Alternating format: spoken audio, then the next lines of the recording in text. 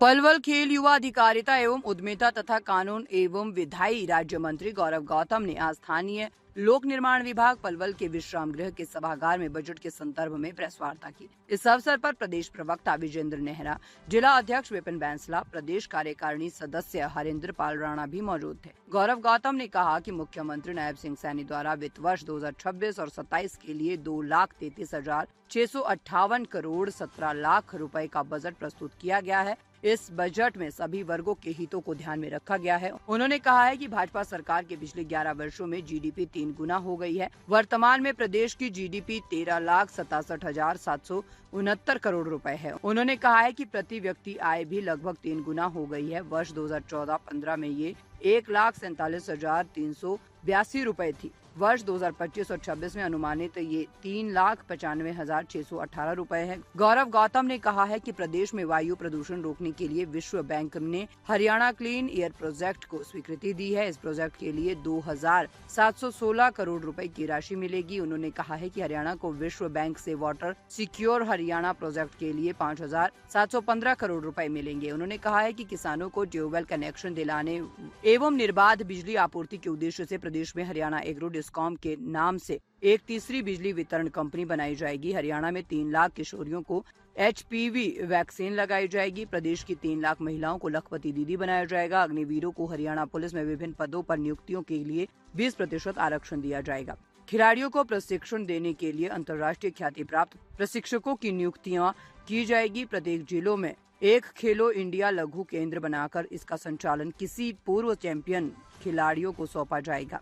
Haryana budget में प्रदेश के खिलाड़ियों को आगे बढ़ाने के लिए खेल स्टेडियमों का भी निर्माण किया जाएगा। आप सबको एक ऐतिहासिक बजट, सर्वस्पर्शी, सर्वसमावेशी बजट इस प्रदेश के लोक के मुख्यमंत्री नायब सिंह सैनी जी ने एज ए वित्त मंत्री ये बजट पेश किया है। इस बजट में सभी वर्गों को ध्यान में रखते हुए युवा हो, महिला हो, किसान हो, हर वर्ग को इस बजट में के लिए कुछ ना कुछ ज्यादातर चीजें दी गई हैं। और मुझे बताते हुए इस बात को बड़ी खुशी हो रही है कि ये 2,23,658 करोड़ रुपए का ये ऐतिहासिक बजट हरियाणा प्रदेश के हर वर्ग के लिए, हर मध्यम परिवार के लिए, हर क्षेत्र में, चाहे वो खेलों का क्षेत्र हो, शिक्षा का क्षेत्र हो, औद्योग का क्षेत्र हो, महिला बाल विकास की बात हो, हेल्थ की बात हो, शिक्षा की बात हो, युवाओं के रोजगार की बात हो, युवाओं को स्टार्टअप से लेकर AI के मिशन तक की बात हो, हर वर्ग के लिए इस बजट में बहुत सारी चीजें दर्शाई गई हैं। मैं ऐसा मानता हूं कि ये इस प्रदेश के मुख्यमंत्री जी ने, इस देश के यशस्वी प्रधानमंत्री जी ने जो संकल्प हमारे सामने विकसित भारत 2047, जब भारत आजादी के 100 साल पूरा कर रहा होगा तो भारत एक विकसित भारत के रूप में होगा। और विकसित भारत में सबसे अग्रिम भूमिका अगर किसी की होगी तो वो हरियाणा की होगी।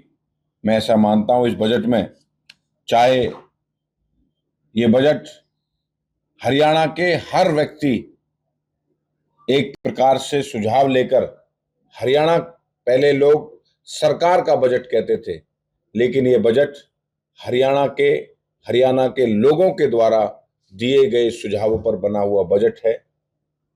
पहली ऐसी पहल इस प्रदेश के मुख्यमंत्री जी ने की कि अलग अलग क्षेत्र के युवा हों, खिलाड़ी हों, औद्योगिक जगत के लोग हों, सबसे परामर्श करके इस बजट को लेकर आए हैं। इस बजट की कुछ महत्वपूर्ण बातें जो मैं आपके सामने रख रहा हूं, चाहे वो GDP ग्रोथ की बात हो, चाहे प्रति व्यक्ति आय बढ़ाने की बात हो, हर क्षेत्र में हमारे मुख्यमंत्री जी ने इस बजट को रखा है।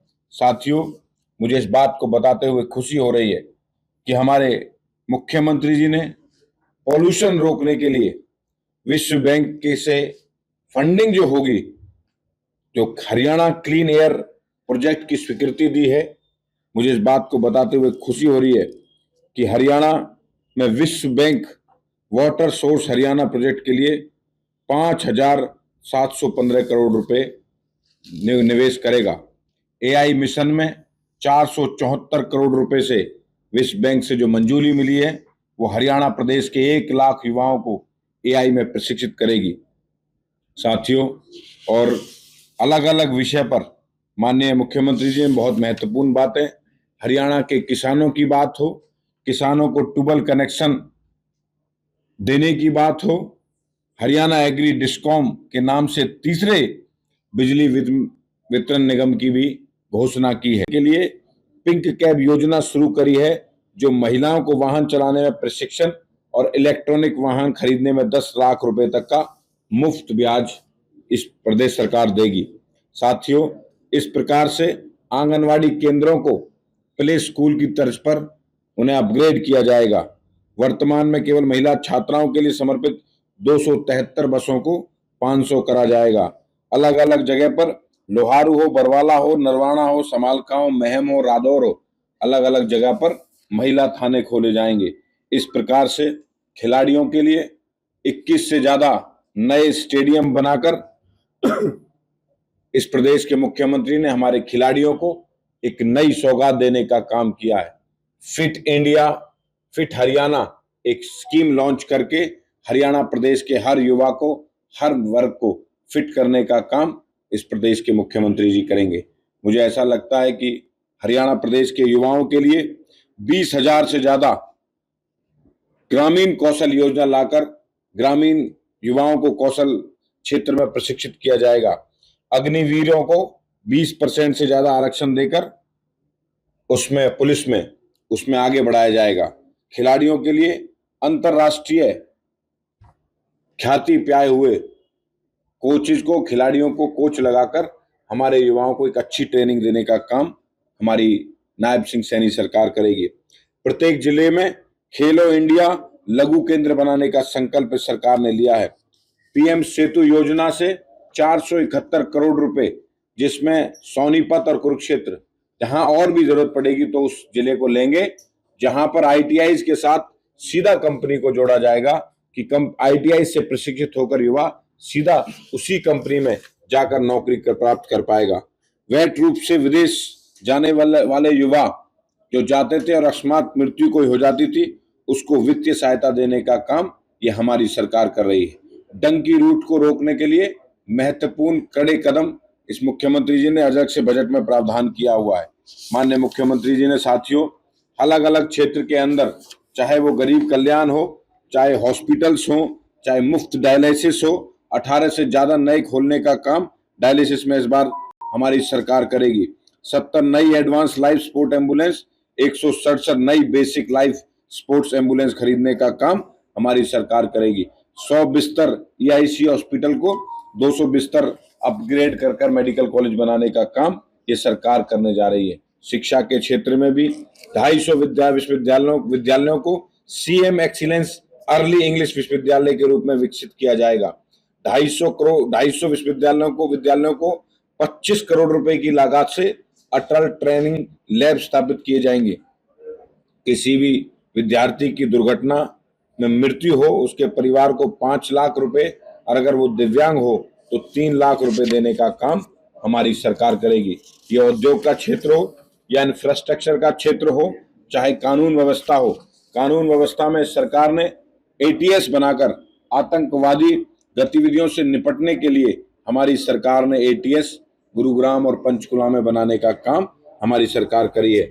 साथियों, मीडिया कर्मियों की आपात स्थिति में दी जाने वाली आर्थिक सहायता को भी 2.5 लाख से करके 5 लाख हमारी सरकार ने इस बजट सेशन में किया है। ये मोटी मोटी चीजें मैंने आपको, जो बड़ी चीजें हमारी सरकार ने इस बजट में की है, वो मैंने आपके ध्यान में कराई है।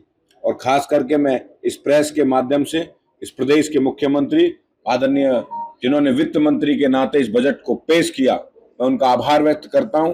हमारे पलवल जिले को